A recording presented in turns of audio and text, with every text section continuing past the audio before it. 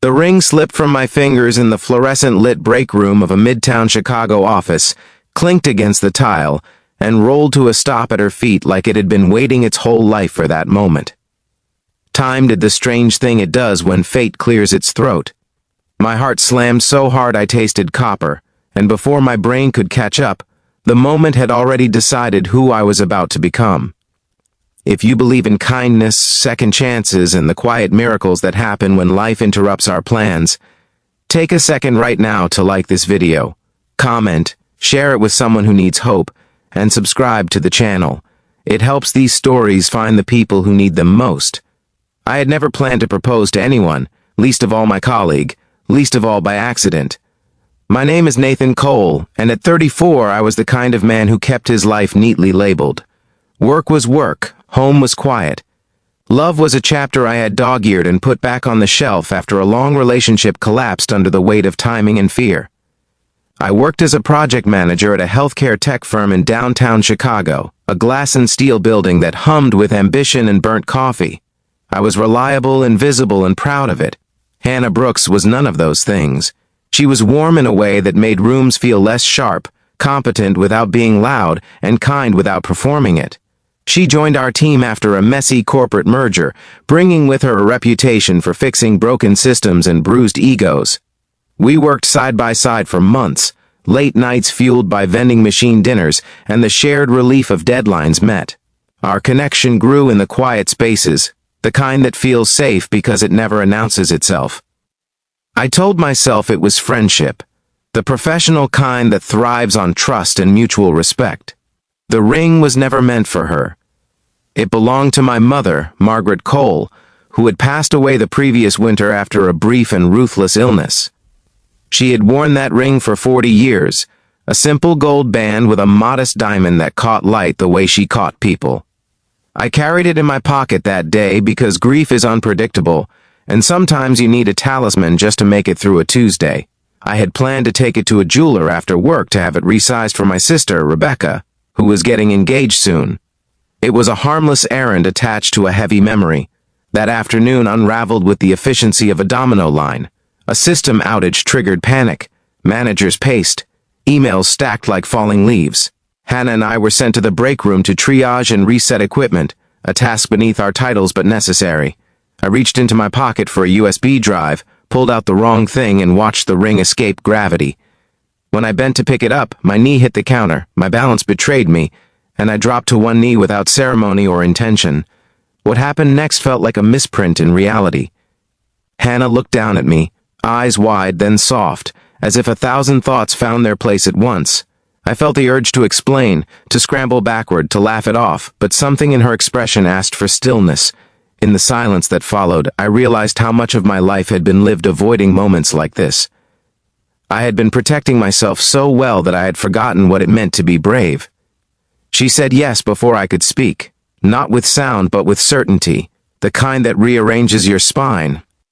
Her nod carried the weight of patience, of nights she had probably gone home and wondered if kindness was ever going to be chosen over convenience.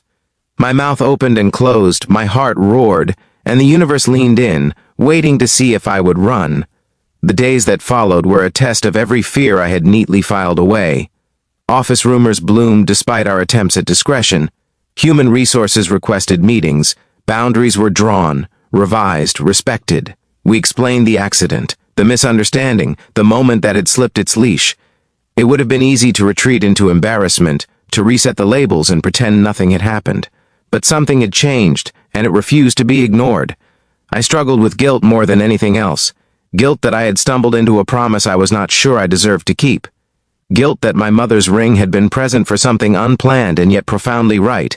Grief tangled with hope, and some nights I lay awake in my small apartment near Lakeview, staring at the ceiling fan, wondering if love had been trying to get my attention for years and I had been too careful to notice. Hannah handled the aftermath with grace that humbled me. She never pressured, never performed certainty. She showed up to work, did her job, and treated me with the same warmth she always had. In quiet moments, I saw something else in her, a steadiness born from having waited without bitterness. She had moved to Chicago from Ohio after caring for her father through a long decline, postponing her own dreams without complaint. She believed in timing the way some people believe in prayer. We began to spend time together outside the office, cautiously at first. Walks along the lakefront as the city exhaled into evening. Coffee shops, where no one knew our names. A shared love of old movies and grocery store rotisserie chickens eaten over the sink because dishes felt like too much commitment. Without ever naming it, we were learning each other in the way that matters, through consistency and care. The challenge was not whether we felt something, it was whether we were willing to choose it. Accidents make for good stories, but lives are built on decisions. I had to confront the part of me that believed love was a risk best minimized. Hannah had to trust that my hesitation was not a measure of her worth. We moved slowly, deliberately, letting trust catch up to possibility. One evening, months later, we attended a charity fundraiser hosted by our company in a restored warehouse on the West Loop. The city glowed through tall windows, and the air buzzed with generosity and jazz. I felt my mother's ring heavy in my pocket again, not as a relic, but as a question. As I looked at Hannah, laughing with a group of colleagues, I understood that the accident had not been the proposal.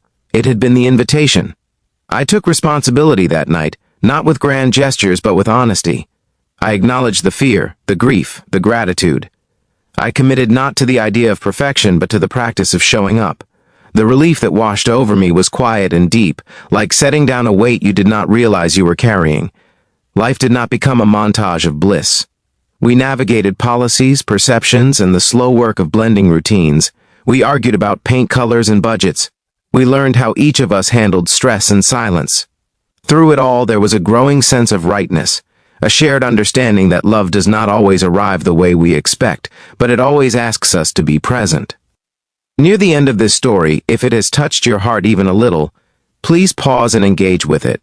Like the video, share it with someone who believes in unexpected grace, and let us know you are here. These moments matter more than you think. On a crisp fall afternoon, under a canopy of turning leaves in Millennium Park, we stood together as the city moved around us. Friends gathered, laughter threaded the air, and the ring found its place again, not by accident this time, but by choice. I felt my mother close in a way that did not hurt. I felt the future open, not as a guarantee, but as a promise we were making together. Before this story ends, please leave a comment with the word yes if you believe that sometimes life knows what we need before we do. We did not plan our beginning, but we chose our continuation. And in that choice, I learned that love does not require perfection or certainty. It requires courage, kindness, and the willingness to say yes when the universe places something precious at your feet.